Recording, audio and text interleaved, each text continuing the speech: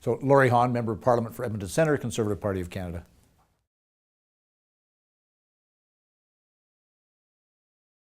Partly because it's fun. I've done it for a number of years now, and it's just, it gives you, people like myself who are not, handicapped in that way, it gives us an appreciation of what other Canadians face, whether it's our constituents or Canadians in general. It gives us a better appreciation of the kind of challenges they face day to day that we just take for granted. So I think it is important that legislators like ourselves do understand those issues. So when legislation comes to us, we can appreciate a little bit more what it actually means to folks out there. Because a lot of times we look at legislation and we sometimes it's difficult to connect the legislation with real people. This helps us to connect it to real people and what's going on.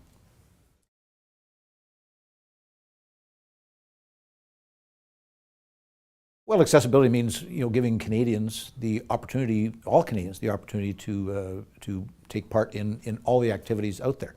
Obviously, there's some real-world limitations for folks in wheelchairs, but you have to give them. We have a responsibility to give them every opportunity to participate in as many things as they possibly can. It's a quality of life thing for them. Obviously, it's an appreciation for the other Canadians who aren't in that situation.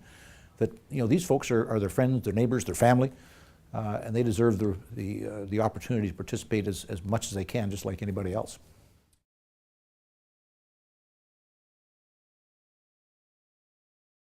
Well, again, these are our friends, neighbors, family. If part of the community is shut out from participating in activities, then that drags down the whole community, because these are obviously bright, intelligent, normal people.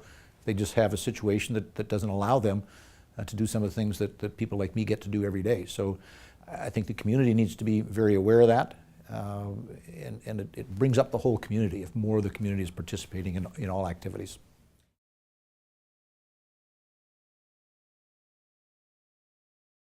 Awareness, again, that's the big thing. People sometimes just are not aware of the simple little challenges, and going around in a wheelchair, me or anybody else, you walk over a 2-inch lip and you think nothing of it.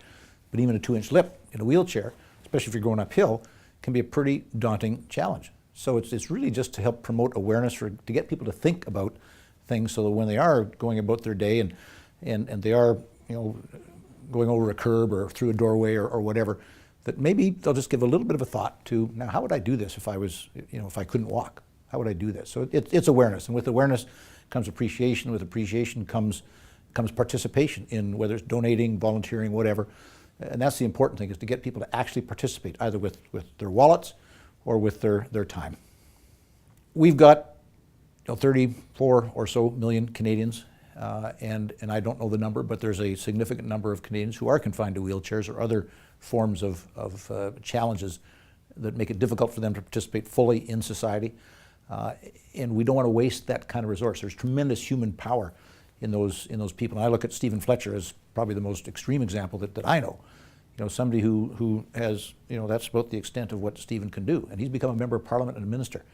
So, these kind of programs will open the doors to fully take advantage of everybody's potential out there, because everybody has potential in them. And almost everybody's potential is not fully tapped. So anything we can do to tap that potential, to give people the opportunity to use their brain power. If they don't have leg power, they've all got brain power, to use that brain power to better their own lives and better the lives of the rest of society around them. I think it's really important that everybody gets the chance to play their role. And there's a couple of folks in my riding that I see regularly at events, Zachary Weeks and Brian McPherson. Zachary's in a wheelchair. He's got very limited mobility, but he's extremely active in the community. In fact, I pinned the Queen's Diamond Jubilee Medal on him a year and a half or so ago. Tremendous young man. He's just recently been married within the last year or so, and he hasn't let his being confined to a wheelchair slow him down at all. He's got the energy of 10 folks, and it's energy well spent. Brian McPherson is a very noted wheelchair athlete, primarily in sledge hockey, but does a whole bunch of other things. He jumps out of airplanes, serviceable airplanes, for some reason, I'm not sure why.